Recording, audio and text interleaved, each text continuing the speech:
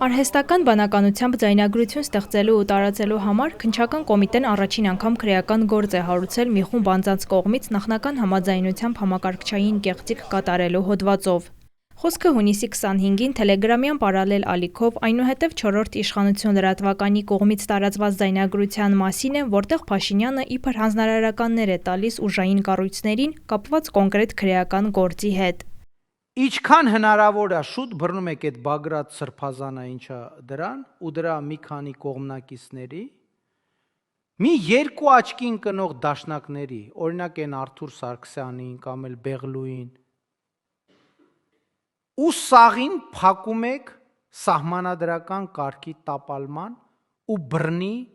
հեղաշրջման փորձի մեղադրանքներով։ Ձայնագրությունը տարածած ԶԼՄ-ներից 4-րդ իշխանություն լրատվականից ասում են, որ իրենք միտումնավոր չեն տարածել այն։ Իսկ պարզելը թե իրականա թե չէ, այդ նպատակով բռնեցինք, դրեցինք այդ ձայնագրությունը, այդ գաղտնալսումը, այսպես ճակերտների մեջ ասեմ, որովհետև հիմա այստեղ իրակ չեմ, ինքը իրականա թե չէ։ Մեդիափորձագետ Սամվել Մարտիրոսյանի խոսքով այժմ նաև հայերենով է հեշտացել արհեստական բանականությամբ ձայնագրություններ ստեղծելը, իսկ կոնկրետ աուդիո ձայնագրության կեղծ լինելը, ի տարբերություն տեսաձայնագրության, ավելի դժվար է ստուգել։ Եթե դու գործիք կա, որը 60% հավանականությամբ է ստուգում, արդեն ու լիքը դեպքերում ճիշտ է ասում արհեստական բանականությունը եւ այլն, դա չի կարող որպես ապացույց աշխատել։ Հենց որ շատ ավելի լուրջ մասնագիտական ուսումնասիրությունը կարող է թույլ տա, այսինքն եթե օրինակ աուդիո ձայնագրության մասին է, դա պետք է հենց ձայնային հարցերով փորձագետ աշխատի, հա։ Ու Հայաստանում նենց չի, որ այդ մարդիկ շատ են ու ավելին նենց չի, որ վարժված են արհեստական բանականության վրա, սա շատ նոր երևույթ է, էլի։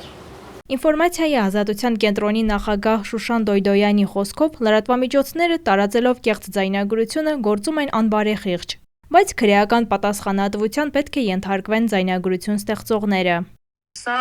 հսկայական հեղեղի մի հատ փոքրիկ սկիզբ է, փոքրիկ հատված է, հատիկ է։ Մենք հիմա առնչվում ենք, հիմա խոսում ենք մի հարցի մասին, որի մեծ ազդեցությունները գնալով օր-օրի հետո ենք զգալու դրա բացասական հետևանքները, որովհետև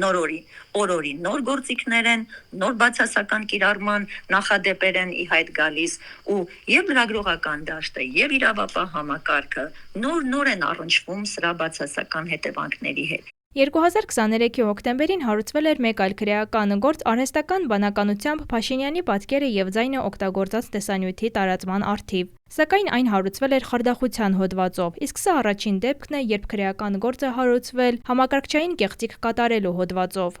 Հայաստանում արհեստական բանականությամբ ստեղծված կեղծ բովանդակության տարածման դեմ պայքարը չունի հատուկ օրենսդրական կարգավորումներ։ Չնայած 2024-ի դեկտեմբերին կառավարությունը հաստատել է Եվրոպայի խորհրդի արհեստական բանականության կոնվենցիային միանալու որոշումը, ներքին օրենսդրական մեխանիզմներ նման տեխնոլոգիաների կիրառման ոլորտում դեռ սահմանված չեն։